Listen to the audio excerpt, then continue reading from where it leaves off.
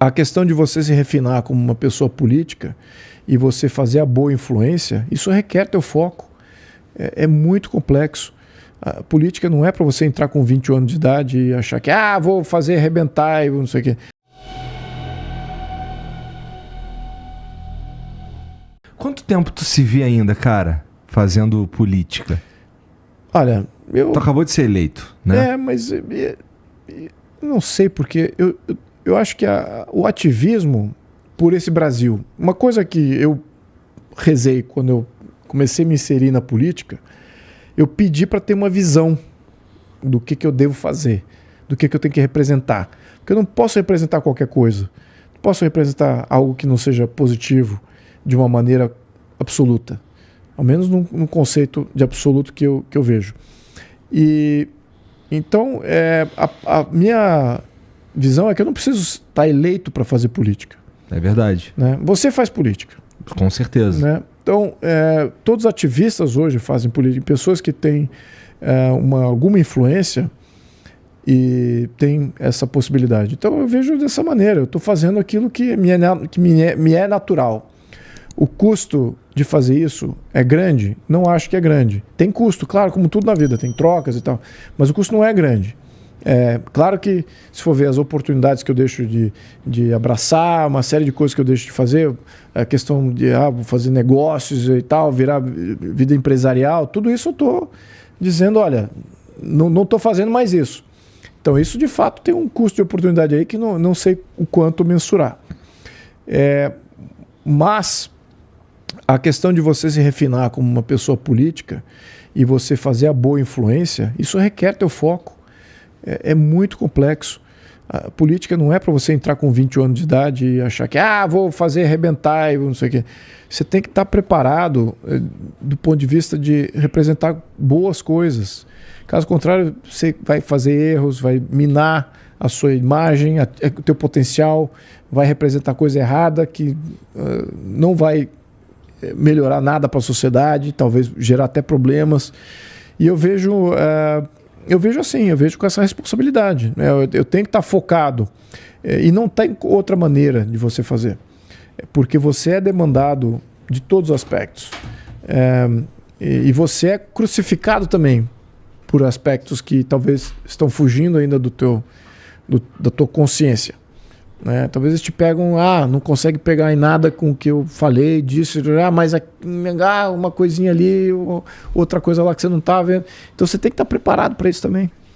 E eu vejo muito despreparo em geral. Não é só aqui no Brasil, eu estou falando só de Brasil, não. Eu estou falando mundial. Talvez é por isso que você tem poucos líderes, de fato, estadistas mundiais aparecendo. Você não vê nada vindo da Europa. Grandes líderes europeus, não estou vendo nada. Estados Unidos, então, é uma grande piada. Você está falando de conservadores? Estou falando de líderes políticos, com grandes pensamentos. Em geral, não tem nada. Você tem fantoches, você tem dominados, você tem pessoas que representam interesses de grupos e não estão vindo com soluções aí muito mais aquém da visibilidade. Né? Aí que você precisa dessa liderança para dar essa transposição, né? Para dizer o que tem do outro lado do muro. Né? Estão todos ali batendo no muro, só vão até ali. E não tá bonito não de ver. Você veja a liderança que tem aqui no nosso hemisfério. É piada falar que o Biden hoje é um grande líder. É piada para fazer qualquer cachorro dar risada. Que o Trudeau do Canadá é um grande líder. Falar que o Macron é um grande líder. Pelo amor de Deus. Ou quem é o primeiro-ministro da ocasião agora na Inglaterra. É para você morrer de dar risada a qualquer analista político. Isso que está faltando, né? Está faltando esses grandes líderes. E estamos num momento que estamos precisando de grande líder mundial. Eu não estou vendo ninguém. Aqui o nosso presidente está tentando virar o grande interlocutor mundial, ganhar o prêmio Nobel da Paz, mas é o prêmio Ig Nobel, e talvez ele ganhe. Né? Mas o prêmio Nobel da Paz ele não vai ganhar de jeito nenhum. É meio que o Lula sempre fez, né? Ele está fazendo o que ele sempre fez. Ele tá viajando porque ele sabe que no Brasil ele não tem segurança nenhuma. Aqui ele não tem pátria aqui. Para ele, o lugar mais seguro é viajando ou de volta em Curitiba, lá na PF de Curitiba, estava seguro. Mas passeando pelo Brasil, ele não está seguro, não. Não acho que... Ele sabe disso. Bota ele para andar em qualquer lugar público aí, não acho que ele tenha capacidade para isso. E essa liberdade, essa tranquilidade. Mesmo, mas quem tem aqui no Brasil isso? Não, olha, o Bolsonaro tinha uma popularidade muito ampla. Vários deputados... Mas é igualzinha do Lula, pô. Não sei se ponto, assim, se a gente for levar em consideração o resultado das eleições, é meio a meio. Sim, mas o meio dele é um meio ativo. O Lula não tinha um meio ativo. Mas esse meio ativo, vou te provocar. Sim. É uma galera assim meio com uma visão... Eles olham pro Bolsonaro, assim também olham pro Lula, tá? Sim. Também eu acho que é meio simétrico nesse sentido. Porque assim, nossa, esse cara é meu Deus. Eu não consigo entender isso como algo positivo, cara. Não, isso não é positivo. Tá? Isso não é positivo e eu acho que isso é ruim em absoluto, para qualquer lado. Porque as pessoas são falhas. Você fazer uma adoração, uma deificação de um ser humano... Mas você concorda comigo que é meio que acontece? Não, acontece, claro que acontece. Isso eu diria que reduz a conversa política a uma conversa de pessoas, né? De você absorver a pessoa como sendo a solução. E é o que ela representa que é a solução. É isso que é o fundamental. Isso é natural de... populismo, ele é popular. Verdade. Entendeu? Então, todo mundo que se propõe a fazer uma narrativa populista, ele tem uma chance de se tornar popular muito mais do que aquele que está representando uma pauta técnica, que vai mudar instituições, que tem um papo mais chato. Mas tu falar assim, ó, eu sou contra tudo isso que tá aí. Porra, sou contra a corrupção. Não é populista, porque se você perguntar lá na Câmara, todo mundo vai falar que é contra a corrupção. Não é exatamente uma pauta ser contra a corrupção. Porque todo mundo é contra a corrupção. À luz do dia, todo mundo é contra a corrupção. Sim. Né? Sim. Então, nesse sentido, assim, parece vazio. Olha, mas eu sei, o populismo, ele é perigoso. No passado, houve mais líderes populistas vinculados à esquerda do que com a direita. Pela natureza da coisa, né? Pela natureza, exato. Pelo poder que o Estado dá em fazer populismo. No entanto, a dinâmica ainda é populista no Brasil. É uma dinâmica em que ninguém confia em instituição nenhuma. Essa ideia de você mobilizar por pauta é difícil ainda da população comprar. Muitos não entendem o sistema tributário, não entendem o sistema tributário. Que, por sinal, é muito complexo mesmo. Que é complexo mesmo, que rouba patrimônio, rouba renda, rouba oportunidade todo mês. E a pessoa não entende que precisa se revoltar contra isso. Os países envolvidos, eles se revoltam mais por questões tributárias do que por qualquer outra questão. O Brasil, a última questão que eles se revoltam é por questão tributária. Se revoltam por tudo, menos o que rouba deles todo mês. Então... Tá soando anarcocapitalista, hein, Oi? Luiz? Tá soando anarcocapitalista. Eu tento ser a síntese da direita. Tem que ter tudo aí. Tenho desde o militarista até o anarcocapitalista. Mas o que eu preciso dizer aqui é que se o populismo for usado para fazer as boas reformas, e é possível representar as boas reformas, por que não? Por que não? Porque de fato é isso que nós estamos precisando. E eu tenho algumas referências históricas que fizeram isso, tanto para o lado bom quanto para o lado ruim.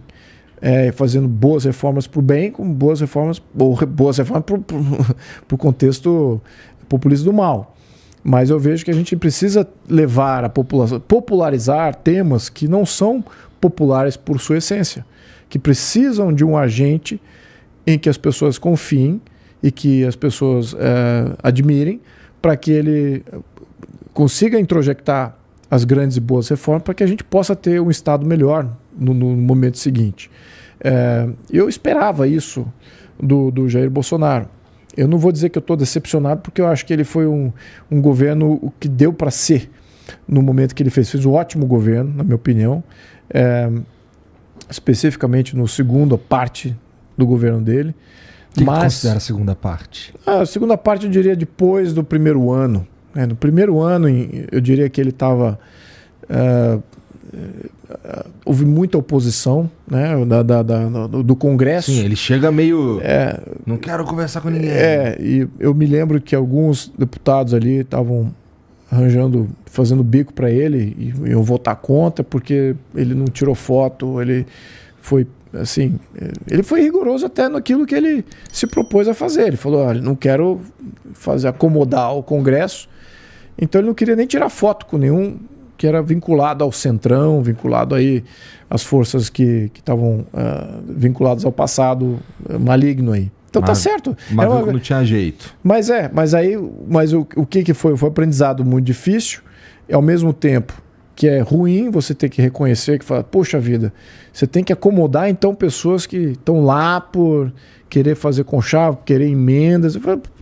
Qual é a opção? A opção era perder a presidência ou fazer conchavo. E ia acontecer mesmo. Ele ia ser impeachado. Eu perdi a presidência, cara, sinceramente. Eu acho que o resultado não ia ser positivo.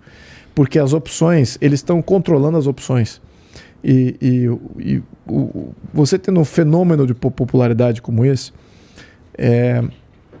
você não consegue replicar isso de maneira... agora um outro candidato vai ser tão popular quanto. Isso não é. Isso é uma coisa natural, que vem de uma aclamação popular. Você tem uma ressonância de quem é a pessoa e quem é o brasileiro. Então, também não acho que é assim o caminho, né? Porque o brasileiro precisa começar a votar em quem ele gostaria de ser, né? E não em quem ele é. E eu acho que o Bolsonaro ele é muito como o brasileiro é, né? Então a gente talvez tenha uma evolução aí, até no populismo, para a gente introjectar. Mas independente disso, eu via ele como uma possível força positiva para a mudança estrutural do país, né? Mudar as instituições, reformar as instituições, trazer elas, abrir as instituições de Estado. Mas o que se notou é que, de fato, ele tem força popular e que as instituições já estão num nível de deterioração e de fechamento à população tremendo. É tremendo. Dizer que as instituições do Brasil são instituições abertas, não são. São instituições fechadas. E que estão se fechando cada vez mais. À medida que a popularidade e a sociedade, à medida que a sociedade adquire mais consciência política, mais o sistema está se fechando. Isso tá visível, né? Vimos agora, até nessa última legislatura, o combate à corrupção foi para o saco. Ou seja, ninguém mais combate a corrupção e vamos fazer a corrupção uma parte institucional, quase que querem institucionalizar isso. Até o arcabouço fiscal vai usar para quê os recursos? Tá falando, vai aumentar gasto. Para quê? Já tem um destino definido? Não tem, vai aumentar gasto. Por quê? É o dinheirinho que vai molhar a mão de todo mundo ali. Em parte vai ser usado para isso, não tem a mínima dúvida. Até de uma forma legal. Via emendas parlamentares e fazer uma série de compras e apoios com relação a isso. Comando das estatais. É porque as estatais são estratégicas e precisamos... Não. É porque ali tem caixa livre de qualquer... ou muito mais livre do que o caixa do erário público. É um caixa da estatal, eu posso manipular isso em compra de propaganda, compra de uma série de coisas que possam beneficiar o governo de maneira indireta e até mesmo apadrinhar partidos e nomeados. Então, isso já aconteceu antes. Já aconteceu antes e agora estão institucionalizando isso. Então, a gente está evoluindo como Estado.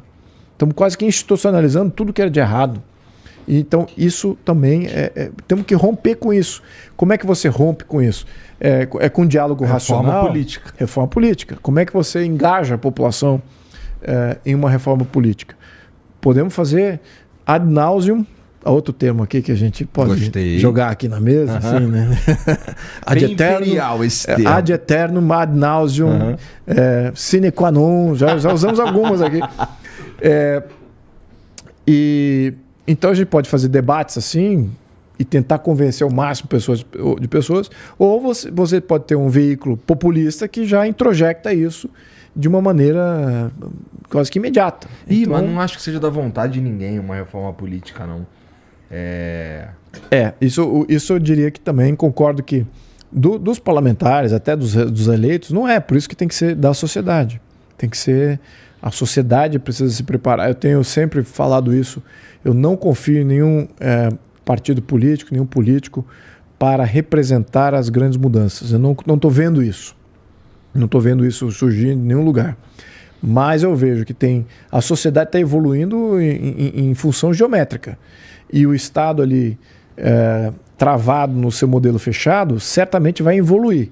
Vai ter menos discussão, vai ter medo de retaliação. Não vamos falar disso, não vamos mexer nisso. Porque então você fica com um ruído, uma conversação, diria que umas trocas diminuídas dentro do Estado e amplificadas na sociedade. Certamente que isso gera uma derrocada. Em que momento que isso gera a derrocada?